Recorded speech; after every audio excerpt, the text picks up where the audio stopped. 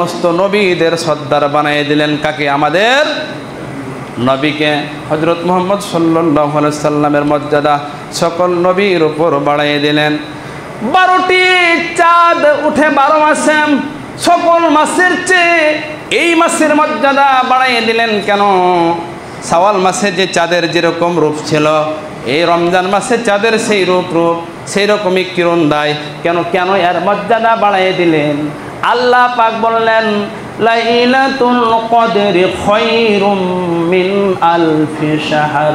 আল্লাহ পাক বললেন এমন একটা রাত যে রাতে আমি কোরআন নাজিল করেছি, সে রাতটার মর্যাদা হচ্ছে হাজার হাজার মাসের চেয়ে উত্তম। সকলে বলে সুবহানাল্লাহ। হাজার মাসের চেয়ে মর্যাদা। যেই রাতে আল্লাহ পাক কোরআন নাজিল করলেন, সে রাতটার দাম হাজার হাজার মাসের চেয়েও বাড়াইয়া দিলেন। সকলে বলে সুবহানাল্লাহ। এই রাত কেমন রাত? এক রাতের ইবাদতে যদি আমরা মশগুল থাকি, আল্লাহ পাকের এই লাইলাতুল কদরের সাথে যদি আমরা ভালো ব্যবহার করি, সারাটা রাত যদি আমরা নফল নামাজ দান সদকা কুরআনুল কারীমের তেলাওয়াত করতে থাকি, লাইলাতুল কদর যদি মিলে যায়, গুফিরা লাহু মা তাকদ্দামা মিন যামবিহি, জীবনের সমুদায় গুনাহ আল্লাহ রাব্বুল আলামিন মাফ করে দেবেন। শুধু তাই নয়, লাইলাতুল কদরের রাত্রের ইবাদত যদি আমার মাবুদের দরবারে কবুল হয়ে যায়, গৃহীত হয়ে যায়, তাহলে 83 বছর প্রায় 4 মাস, 83 বছর 4 মাস যে ইবাদত করে যে সওয়াবটা আপনি পেতেন, এর চেয়ে অধিক সওয়াব, এর চেয়ে বেশি মর্যাদা ঘোষণা দিয়েছেন আল্লাহ রাব্বুল আলামিন। এক রাতের ইবাদতের চেয়ে অধিক গুরুত্ব। সকলে বলে আলহামদুলিল্লাহ। প্রায় 30,000 দিন, 30,000 দিনের চেয়ে উত্তম হচ্ছে এক রাতের ইবাদত। সুবহানাল্লাহ। আর এটাকে আমরা হেলায় কাটাইয়ে দিই। এ রাতের মর্যাদা কেন আল্লাহ বাড়ালেন? ইন্না আনজালনাহু ফি লাইলাতিল কদর। এই রাতে আল্লাহ রাব্বুল আলামিন পবিত্র কুরআনুল কারীম নাজিল করেছেন। এজন্য আল্লাহ বলেন নিশ্চয় আমি এই রাতে কুরআনুল কারীম নাজিল করেছি, এজন্য আমি এই রাতের মর্যাদা বাড়িয়ে দিয়েছি। এজন্য সকলের পিছনে অবদান হলো কি? পবিত্র কুরআনুল কারীম আমাদের সবচেয়ে দামি একটা কিতাব। আল্লাহ পাকের পক্ষ থেকে একটা খাস রহমত আমাদের জন্য, একটা খাস একটা আমাদের সাফায়েতকারী সুপারিশকারী কোরআন। আল্লাহ রাসূল বললেন কোরআন এবং সিয়াম কিয়ামতের দিন আল্লাহর সাথে কথোপকথন করবে। ওই যে ব্যক্তি সারাটা দিন কষ্ট করে চৈত্র মাসের রোজা পালন করলো, ঘরে খাবার ছিল, ঘরে বিবি ছিল, টিউবওয়েলে পানি ছিল, এরপরও খাই নাই, পানি পান করে নাই, বিবির সংস্পর্শ করে নাই, আল্লাহর ভয়েতে শুধুমাত্র আল্লাহর কল্যাণার্থে সেই দিন কিয়ামতের দিন রোজার মুখ দিয়ে রোজাকে বাকশক্তি দেওয়া হবে। রোজা কথা বলবে, ও আল্লাহ এই রোজাদার ব্যক্তিকে আমি জাহান্নামে যেতে দেব না, জান্নাতে না নেওয়া যাওয়া পর্যন্ত আমি ক্ষান্ত হব না। যে ব্যক্তি কোরআনের সংস্পর্শে আসবে, কোরআন পড়বে, কোরআন বুঝবে, কোরআনের হুকুমাত কায়েমের জন্য সারাটা জীবন কাটাবে, সেই কোরআন কিয়ামতের দিন তার জবান দিয়ে কথা বের হবে, ও আল্লাহ তোমার কাছে ফরিয়াদ জানাই, তোমার এ বান্দা সারা রাত জেগে জেগে কষ্ট করে করে ঘুমকে উপেক্ষা করে তোমার রেজামন্দি সন্তুষ্টি হাসিলের জন্য তোমার কথাগুলো পড়েছে, বুঝেছে, রাষ্ট্রে বাস্তবায়ন করার জন্য, সমাজে রাষ্ট্রে বাস্তবায়ন করার জন্য চেষ্টা করেছে। আমি কোরআন আজকেও তোমার ওই বান্দাকে জান্নাতে না দিয়ে ক্ষান্ত হব না, আমি জান্নাতে তাকে নিয়ে যেতে চাই। সেদিন কোরআন এবং সিয়াম আপনার জন্য সুপারিশ করবেন। আল্লাহ পাক আমাদের সকলের জন্য নাজাতের ওসিলা বানাই দেন। সিয়ামকে, সালাতকে, কিয়ামকে, আর কুরআনুল কারীমকে আল্লাহ আমাদের সকলকে কবুল করুন। আমিন। আল্লাহ পাকের আমরা কিছু গুনাহগার বান্দা, আল্লাহ পাকের নৈকট্য সান্নিধ্য লাভের আশায় আল্লাহ পাকের অশেষ রহমতের দরুন আমরা মসজিদে এই জুমাবারে উপস্থিত হতে পেরেছি। যে মনিব আমাদেরকে উপস্থিত করালেন, সে রব্বে করিম আল্লাহ পাকের জন্য কালিমাতুশ শুকুর আদায় করুন। একযোগে সমস্বরে মহব্বতের সাথে সকলে বলুন আলহামদুলিল্লাহ। এরপর পরই দরুদ ও সালাম বর্ষিত হোক মানবতার মুক্তির দিশারি রহমাতাল লিল আলামিন আমাদের হিতাকাঙ্ক্ষী, আমাদের সুপারিশকারী, সাফায়াতকারী, নবীদের সর্দার, আমাদের অন্যতম রাহবার, যিনি আমাদের আখেরি জামানার পয়গম্বর, যিনি পবিত্র রওজা মোবারকে মদিনাতুল মুনাওয়ারায় শায়িত রয়েছেন, সে রাসূলুল্লাহর প্রতি প্রাণ ভরে সালাম।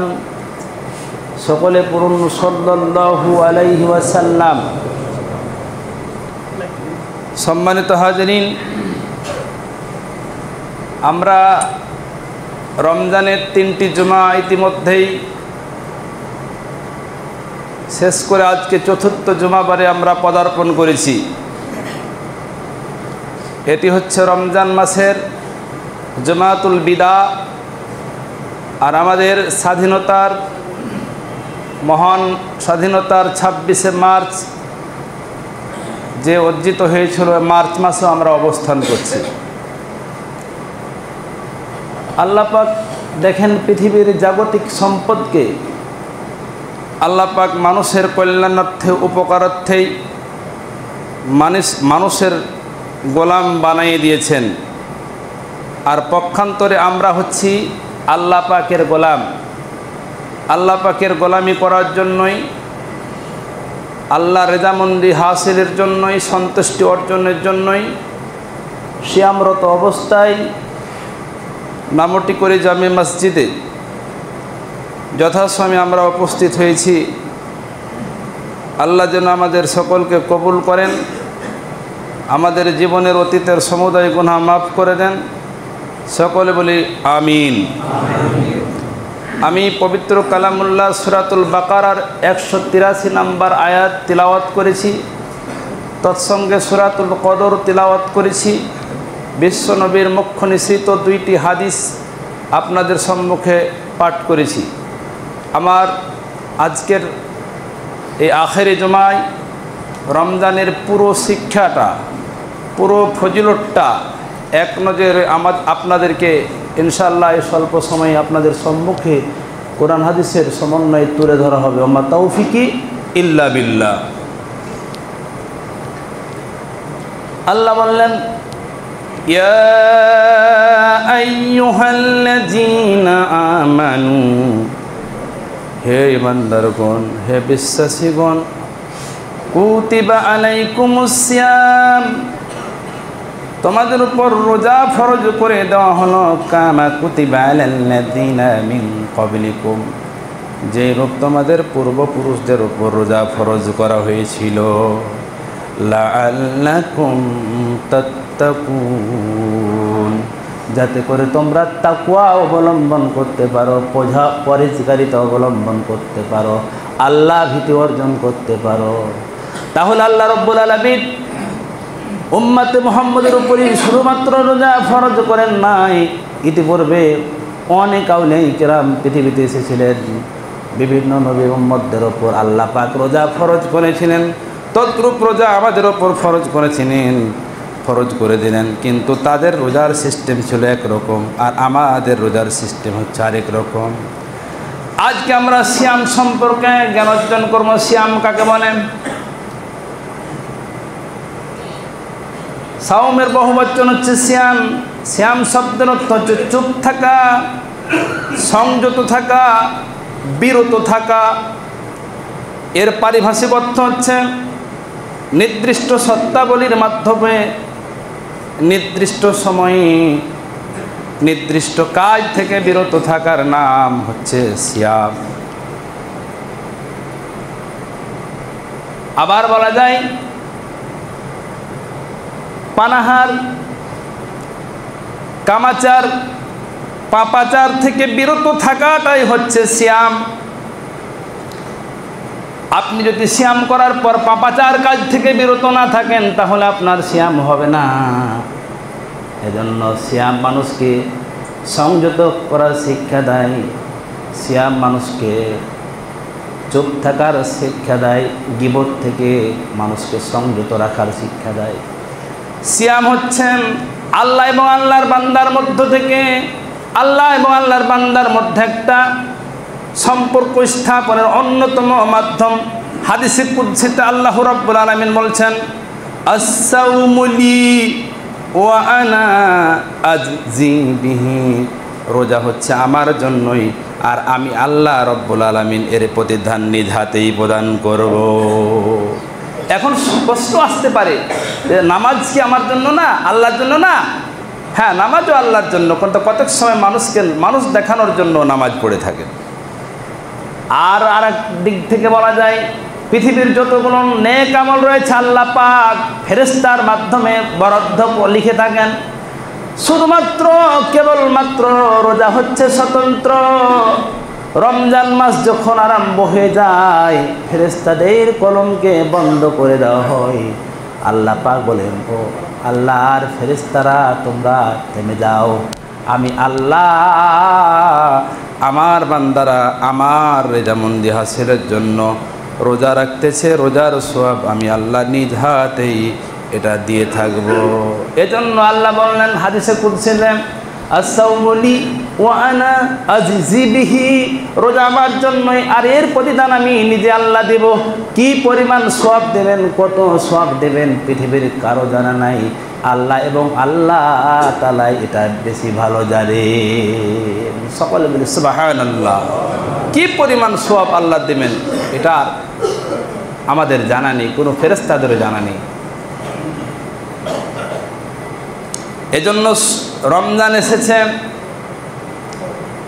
বরকত নিয়ে, মাগফিরাত নিয়ে, নাজাত নিয়ে রমজান এসেছে। রমজান মাসে আমাদের জন্য বহুবিধ কল্যাণ রয়েছে, দুনিয়াবি কল্যাণ রয়েছে, আখিরাতের কল্যাণ যেমনি রয়েছে তেমনি আবার দুনিয়াবি কল্যাণ রয়েছে। রাসূল আকরাম সাল্লাল্লাহু আলাইহি সাল্লাম বর্ণনা করলেন, মান সামা রমাদান ঈমানান ওয়া ইহতিসাবান গুফিরা লাহু মা তাকদ্দামা মিন যামবিহি, যে ব্যক্তি রমজান মাসে ঈমান এবং ইহতিসাবের সহিত অর্থাৎ ফজিলতের আশায়, সওয়াবের আশায় রোজা রাখবে, গুফিরা লাহু মা তাকদ্দামা মিন যামবিহি, আমি আল্লাহ নবী বললাম তার জীবনের সমুদয় গুনাহ আল্লাহ রাব্বুল আলামিন মাফ করে দিবেন। সকলে বলে সুবহানাল্লাহ। নবী আরো বললেন, মান কামা রমাদানা ঈমানান ওয়া ইহতিসাবান গুফিরা লাহু মা তাকদ্দামা মিন যামবিহি, রমজান মাসে কেউ যদি কিয়ামুল লাইল করে, রাতের বেলায় নামাজ পড়ে, নফল নামাজে কাটায়, তাহাজ্জুদ পড়ে, আমি আল্লাহ নবী বলে দিলাম আল্লাহ তোমাদের জীবনের সমুদয় গুনাহ মাফ করে দিবেন। শুধু তাই নয়, নবী আরো বললেন, ওয়ামান কামা রমাদানা, রমজান মাসে ওয়ামান কামা রমাদানা লাইলাতুল কদরি গুফিরা, লাইলাতুল কদরি মান সামা রমাদানা লাইলাতুল কদরি ঈমানান ওয়া ইহতিসাবান গুফিরা লাহু মা তাকদ্দামা মিন যামবিহি। নবী আরো বললেন, যে ব্যক্তি কদর করবে, লাইলাতুল কদর যাপন করবে, পালন করবে, আমি আল্লাহর নবী বলে দিলাম আল্লাহ তার জীবনের সমুদয় গুনাহ মাফ করে দিবে। সম্মানিত হাজিরিন, এই মাসটা অত্যন্ত ফজিলতপূর্ণ মাস। এ মাসের ফজিলত বর্ণনা করতে গিয়ে আল্লাহ রাসূল আকরাম সাল্লাল্লাহু আলাইহি সাল্লাম বললেন, ইযা দাখালা রমাদান ফুতিহাতু আবওয়াবুস সামাই ওয়া ফি রিওয়ায়াতিন ফুতিহাতু আবওয়াবুল জান্নাহ। রাসূল আকরাম সাল্লাল্লাহু আলাইহি সাল্লাম বর্ণনা করছেন, যখন রমজান মাস আরম্ভ হয়ে যায় তখন সমস্ত আকাশের রহমতের দরজাগুলো আল্লাহ খুলে দেন। সকলে বলে আলহামদুলিল্লাহ। অন্য রিওয়ায়াতে এসেছে জান্নাতের সমুদয় 8টি দরজা আল্লাহ খুলে দেন। সকলে বলি আলহামদুলিল্লাহ। শুরু গিয়ে জান্নাতের দরজা খুলে দেন, আর জাহান্নামেরও দরজা খোলা থাকে। রাসূল আকরাম সাল্লাল্লাহু আলাইহি সাল্লাম বর্ণনা করলেন, গুল্লিকাতু আবওয়াবুজ জাহান্নাম, সমস্ত জাহান্নামের দরজা রমজানের মধ্যের দরুনে আল্লাহ রাব্বুল আলামিন বন্ধ করে দেন। এখন জাহান্নামের দরজা বন্ধ আছে, এটা আপনাদের বিশ্বাস হয়? এটা হচ্ছে বুখারী ও মুসলিম উভয় সহিহ সনদে বর্ণিত হাদিস, মুত্তাফাকুন আলাইহি যাকে বলা হয়। তাহলে আল্লাহ রাসূল আকরাম সাল্লাল্লাহু আলাইহি সাল্লাম বর্ণনা করলেন, রমজান মাস যখন আরম্ভ হয়ে যায় জান্নাতের দরজাগুলো খুলে দেন আল্লাহ পাক, রহমতের আকাশের দরজাগুলো খুলে দেন, আর পক্ষান্তরে জাহান্নামের সমস্ত দরজাকে বন্ধ করে দেওয়া হয়। ওয়াসুলসিলাতুশ শায়াতিন, আর শয়তানকে শিকলে আবদ্ধ করা হয়, জিঞ্জির দিয়ে বেঁধে দেওয়া হয়। এজন্য তো অনেকে দেখবেন অন্য মাসের নামাজ পড়ে না, কিন্তু রমজান মাসে যখন রমজানের চাঁদ উঠে যায় হুড় হুড় করে এসে তারাবির সলাতে সলাতুল ইশায়ে যোগদান করে, ন্যূনতম রমজান মাসের নামাজটা পড়ে। মানে শয়তানকে এই মাসে বড় বড় শয়তানকে শিকলে আবদ্ধ করা হয়েছে, বেঁধে দেওয়া হয়েছে। এজন্য মানুষ দেখেন রমজানে মসজিদ ভর্তি মানুষ, অনেক মুসল্লি, কিন্তু রমজান আপনাকে এটাই শিক্ষা দেয়, তাকওয়া অর্জনের শিক্ষা দেয়। এজন্য আপনি রমজানে নামাজ পড়বেন আর অন্য মাসে ছেড়ে দেবেন তা না।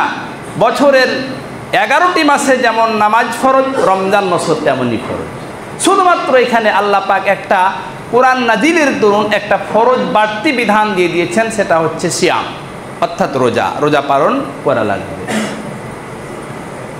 তাহলে আল্লাহ পাকের হাবিব অসংখ্য ফজিলত বর্ণনা করেছেন রোজার ব্যাপারে।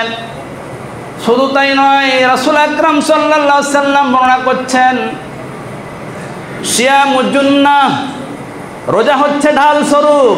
ঢাল শব্দের অর্থ কি বুঝান? তরবারি। একটা তরবারি থাকলে যেমন আপনাকে অনেক হিংস্র জন্তু জানোয়ার থেকে নিজেকে রক্ষা করতে পারবেন, শত্রু থেকে নিজেকে রক্ষা করতে পারবেন। এজন্য রাসূল আকরাম সাল্লাল্লাহু আলাইহি সাল্লাম সুন্দর দৃষ্টান্ত দিলেন, সিয়ামুজ জুন্নাহ, রোজা হচ্ছে ঢাল স্বরূপ। মানুষ যেমন অস্ত্র থাকলে শত্রু থেকে নিজেকে রক্ষা করতে সক্ষম হয়, হিংস্র জন্তু জানোয়ার থেকে নিজেকে প্রটেক্ট করতে সক্ষমতা অর্জন করে, ঠিক যখন কোনো ব্যক্তি ঈমান এবং ইহতিসাবের সহিত রমজান মাসে রোজা পালন করে, তখন সে অনেক পাপাচার কাজ থেকে, অনেক মন্ত্র কাজ থেকে, নাপাকি কাজ থেকে নিজেকে বিরত রাখে, সংযত রাখে। এটাই হচ্ছে ঢাল। শুধু তাই নয়, আলিমুল্লাহ কারি বলেন, সিয়ামুজ জুন্নাহ তাকেই বলা হয় দুনিয়াতে যেমন রোজার মাধ্যমে অনেক খারাপ কাজ থেকে, পাপাচার থেকে যেমন নিজেকে রক্ষা করা যায়, পক্ষান্তরে এই রোজাটা হচ্ছে মানুষকে জাহান্নাম থেকে রক্ষার ঢাল স্বরূপ। সকলে বলি সুবহানাল্লাহ।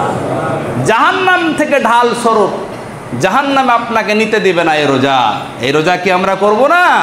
অবশ্যই আমরা রোজা করব। সাধ্য থাকা কালীন সজ্ঞানে স্বেচ্ছায় আমরা কোনোদিন রোজা পরিত্যাগ করব না। একটা রোজা যদি পরিত্যাগ করেন, শরীয়তের ভাষায় বলা হচ্ছে একটার কাফারা হচ্ছে 60টি রোজা করা লাগবে।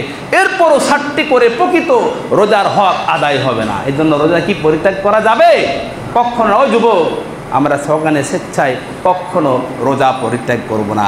রোজা যদি পরিত্যাগ করেন, আল্লাহ পাকের দুইটা বিশেষ পুরস্কার আপনারা পাবেন না, আল্লাহ রহমতের ছায়া পাবেন না।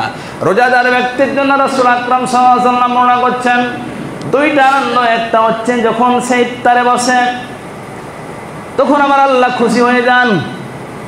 আল্লাহ পাক যখন মানুষ তৈরি করার জন্য যখন আল্লাহ পাক ইচ্ছা পোষণ করলেন, তখন ফেরেশতারা নেতিবাচক বাক্য ব্যবহার করেছিলেন। কিন্তু যখন কোনো রোজাদার ব্যক্তি ইফতারকে সামনে রেখে যখন নাড়াচাড়া করে আল্লাহর ভয়েতে, এই চৈত্র মাসের খররৌদ্রে কলিজা টান টান হয়ে গেছে, কণ্ঠনালী শুকাই গেছে, পিপাসার্থ ক্ষুধার্ত, এরপর ঘড়ির দিকে বারবার তাকাই, 1 মিনিট পূর্বে আমরা ইফতার করি না, এটা কার ভয়ে? শুধুমাত্র আল্লাহর ভয়ে। তখন আল্লাহর ফেরেশতাদেরকে আল্লাহ বলেন, ও ফেরেশতারা, দেখো আমার বান্দারা আমাকে কেমন ভয় পায়। সুবহানাল্লাহ। এই যে এক আনন্দ, রোজাদার সারাদিন পিপাসার্থ ক্ষুধার্ত তৃষ্ণার্ত থাকার পর যখন সে ইফতারি খায়, কি মজা কি স্বাদ ইফতারিতে পাওয়া যায়। এই যে আমরা পেঁয়াজু খাচ্ছি, জিলাপি খাচ্ছি, বেগুনি খাচ্ছি, মুড়ি দিয়ে মাখায় খাচ্ছি, শরবত খাচ্ছেন, এই খাবারটা অন্য মাসে খেয়ে দেখেন ইফতারির সময় যে স্বাদটা আপনার আল্লাহ পাক দান করে আপনাকে আমাকে, অন্য সময় এত স্বাদ এত মজা লাগবে না। এটা বিশ্বাস হয় না? এটা আমরা সকলেই পরীক্ষিত। আরেকটি রোজাদার ব্যক্তির জন্য আনন্দ হচ্ছে যখন সে পরকালে মাবুদের সাথে দেখা করবে, আল্লাহ পাকের সাথে দেখা করবে। বলেন তো দেখি, আমাদেরকে আল্লাহ বানিয়েছেন, সৃষ্টি করেছেন, আল্লাহ হচ্ছেন আমাদের রব, তিনি আমাদের পালনকারী, সৃষ্টিকারী, তিনি হচ্ছেন আমাদের রক্ষাকারী, রিজিকদাতা, সব কিছু তিনি মালিক, তিনি আমাদের স্রষ্টা। আল্লাহ আমাদেরকে সৃষ্টি করেছেন, আল্লাহর দাসত্ব বান্দিগি গোলামি করব, আর আল্লাহকে এই নয়ন দিয়ে, দুই চক্ষু দিয়ে আল্লাহকে আমরা দেখবো না, এটা কেমন কথা? এজন্য আল্লাহ রাসূল বললেন রোজাদার ব্যক্তির জন্য আর একটি আনন্দ, লেকাই রব্বি আল্লাহ, পরকাল আল্লাহর সাথে রোজাদার ব্যক্তির সাক্ষাৎ হবে। সকলে বলে আলহামদুলিল্লাহ। এজন্য রোজাদারের অনেক অনেক গুরুত্ব রয়েছে। রোজাদার ব্যক্তির মুখের দুর্গন্ধটা আল্লাহ রাসূল বর্ণনা করছেন, এই দুর্গন্ধটা আল্লাহ পাকের কাছে মেসকে আম্বেরের চেয়ে, মৃগনাবির চেয়ে প্রিয়, এত সুন্দর লাগে দুর্গন্ধটা আল্লাহর কাছে। সকলে বলে সুবহানাল্লাহ। রোজাদারের ব্যক্তির জন্য যেমন পরকালে অনেক মর্যাদা, অনেক সম্মান, শুধুমাত্র একটা জান্নাতের দরজা নির্ধারণ করে রেখেছেন। দুনিয়ার কোনো আমল দিয়ে সে জান্নাতে যাওয়া যাবে না, শুধুমাত্র রোজাদার ব্যক্তির জন্য একটা খাস করে জান্নাতের দরজা আল্লাহ অক্ষ করে দিয়েছেন। সেই দরজাটির নাম হচ্ছে রাইয়ান। শুধুমাত্র কেবলমাত্র রোজাদার ব্যক্তিরাই সে জান্নাতে, আল্লাহর জান্নাতে প্রবেশ করবে। রোজাদার ব্যক্তির রোজা এসেছে আমাদেরকে সংশোধন করার জন্য, আত্মশুদ্ধি করার জন্য, সংযত করার জন্য, তাকওয়া অর্জনের জন্য। আমি রোজা করলাম, আমি যদি অনেক খারাপ কথাবার্তা, গীবত থেকে নিজেকে সংযত না করতে পারি, লাভ হবে না। আমাদের রোজায় কিন্তু ছিদ্র তৈরি হয়, ফুটো তৈরি হয়।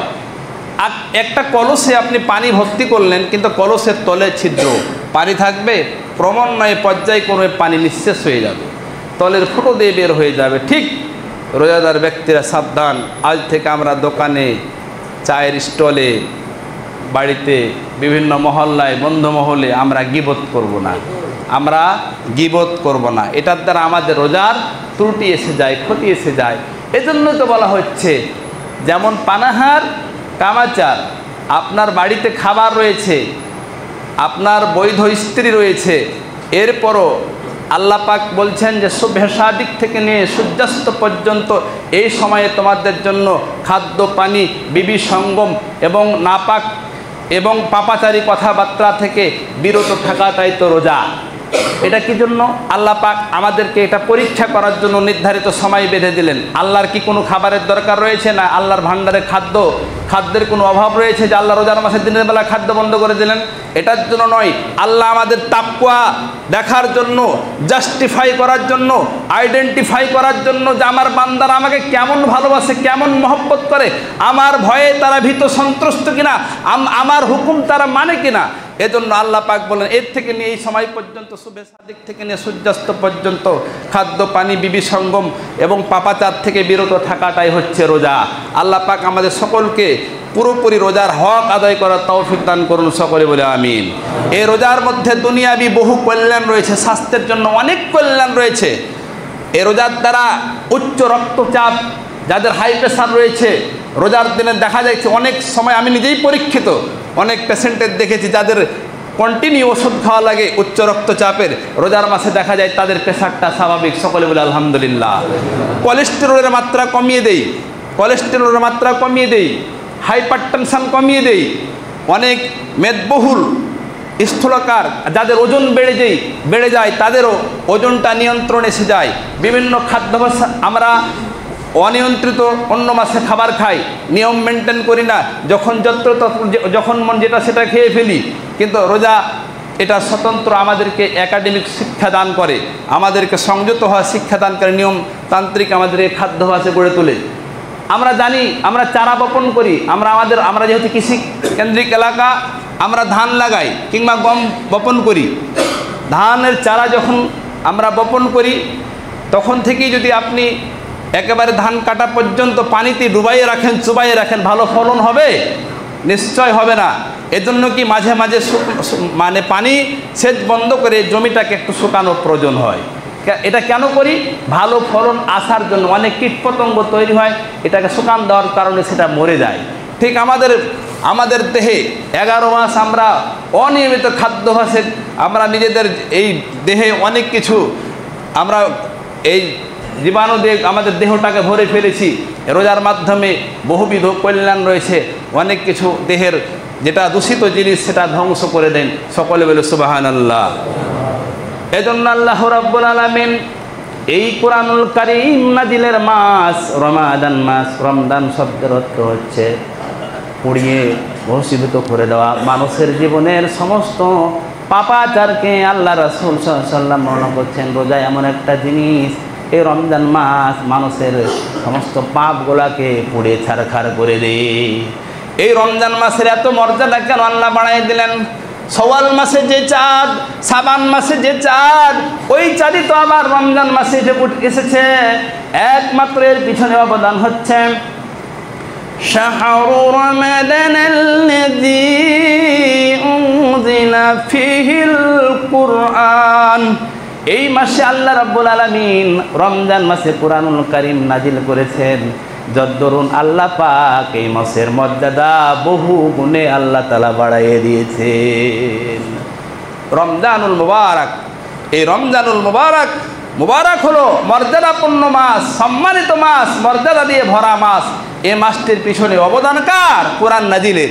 এটা আমাদের আল্লাহ পাক কোরআন নাজিল করেছেন এই মাসে, যার দরুন এই মাসের মর্যাদা অন্য মাসের চেয়ে হাজার হাজার মাসের চেয়ে বেশি উত্তম বলে ঘোষণা করেছেন।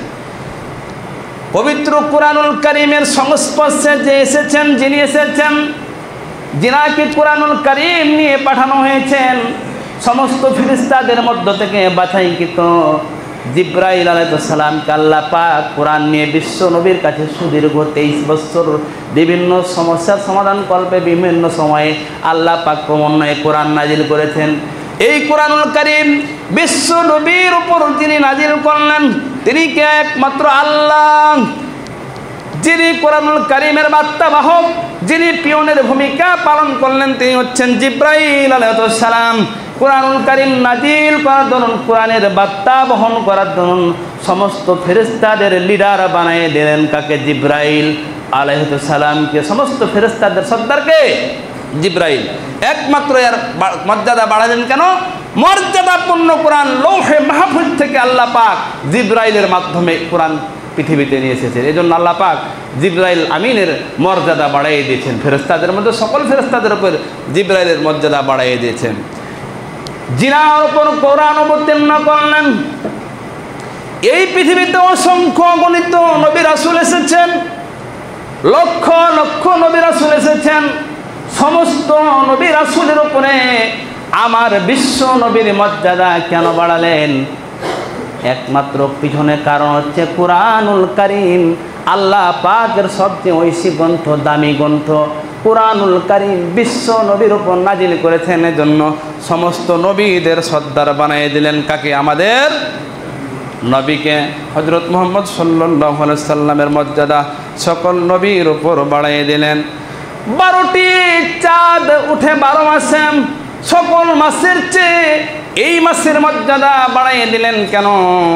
শাওয়াল মাসে যে চাঁদের যেরকম রূপ ছিল, এই রমজান মাসে চাঁদের সেই রূপ সেই রকমই কিরণ দেয় কেন? কেন এর মর্যাদা বাড়িয়ে দিলেন? আল্লাহ পাক বললেন লাইলাতুল কদরি খায়রুম মিন আলফি শাহর। আল্লাহ পাক বললেন এমন একটা রাত যে রাতে আমি কোরআন নাজিল করেছি, সে রাতটার মর্যাদা হচ্ছে হাজার হাজার মাসের চেয়ে উত্তম। সকলে বলে সুবহানাল্লাহ। হাজার মাসের চেয়ে মর্যাদা যেই রাতে আল্লাহ পাক কোরআন নাজিল করলেন সে রাতটার দাম হাজার হাজার মাসের চেয়েও বাড়াইয়া দিলেন। সকলে বলি সুবহানাল্লাহ। এই রাত কেমন রাত? এক রাতের ইবাদতে যদি আমরা মশগুল থাকি, আল্লাহ পাকের এই লাইলাতুল কদরের সাথে যদি আমরা ভালো ব্যবহার করি, সারাটা রাত যদি আমরা নফল নামাজ দান সদকা কুরআনুল কারীমের তেলাওয়াত করতে থাকি, লাইলাতুল কদর যদি মিলে যায়, গুফিরা লাহু মা তাকদ্দামা মিন যামবিহি, জীবনের সমুদায় গুনাহ আল্লাহ রাব্বুল আলামিন মাফ করে দেবেন।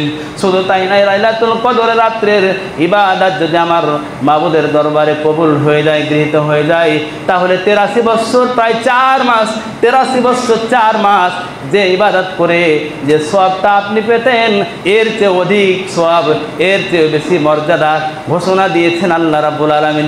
এক রাতের ইবাদতের চেয়ে অধিক গুরুত্ব। সকলে বলে আলহামদুলিল্লাহ। প্রায় 30,000 দিন, 30,000 দিনের চেয়ে উত্তম হচ্ছে এক রাতের ইবাদত। সুবহানাল্লাহ। আর এটাকে আমরা হেলায় কাটাইয়ে দিই। এ রাতের মর্যাদা কেন আল্লাহ বাড়ালেন? ইন্না আনজালনাহু ফি লাইলাতিল কদর। এই রাতে আল্লাহ রাব্বুল আলামিন পবিত্র কুরআনুল কারীম নাজিল করেছেন। এজন্য আল্লাহ বলেন, নিশ্চয় আমি এই রাতে কুরআনুল কারীম নাজিল করেছি, এজন্য আমি এই রাতের মর্যাদা বাড়াইয়ে দিয়েছি। এজন্য সকলের পিছনে অবদান হলো কি?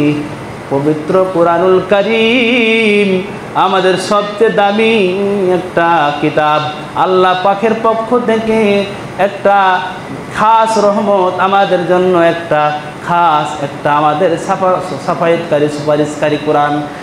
আল্লাহ রাসূল বললেন, কোরআন এবং সিয়াম কিয়ামতের দিন আল্লাহর সাথে কথোপকথন করবে। ওই যে ব্যক্তি সারাটা দিন কষ্ট করে চৈত্র মাসের রোজা পালন করলো, ঘরে খাবার ছিল, ঘরে বিবি ছিল, টিউবওয়েলে পানি ছিল, এরপরও খাবার খাই নাই, পানি পান করে নাই, বিবির সংস্পর্শ করে নাই, আল্লাহর ভয়েতে, শুধুমাত্র আল্লাহর কল্যাণার্থে সেই দিন কিয়ামতের দিন রোজার মুক্তি, রোজাকে বাকশক্তি দেওয়া হবে। রোজা কথা বলবে, ও আল্লাহ, এই রোজাদার ব্যক্তিকে আমি জাহান্নামে যেতে দেব না, জান্নাতে না নেওয়া যাওয়া পর্যন্ত আমি ক্ষান্ত হব না।